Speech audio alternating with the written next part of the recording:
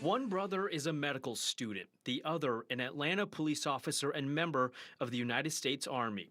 Phuc and Quang Tai are hardworking brothers pursuing an American dream backed by their mother. As immigrants, we are grateful for the opportunities that we have here. So both my brother and I want to contribute back to the country and the community. Even though we choose different career pathways, we have the same reason for choose the things that we do is to help people and to serve the community.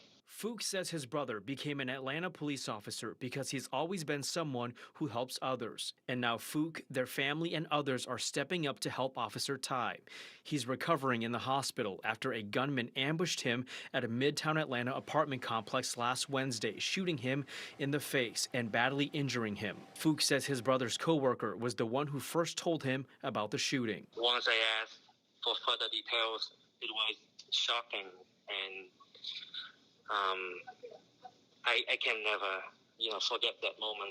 I still remember every details. The fact that he's still alive is a miracle. Officer Tai's family is encouraged by his progress with recovery, but Phuc says a full recovery will take time. He can ambulate a little bit, but he still has some dizziness and problems associated with the fact that there is still a bullet in the head.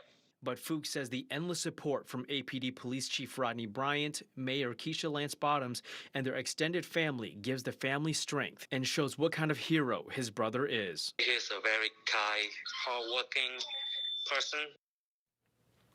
Officer Tai's brother says they also want to thank the Vietnamese community for their support during this difficult time. You can also help support the officer's family. They've set up an online fundraiser to help, and you can find that on this story on 11alive.com.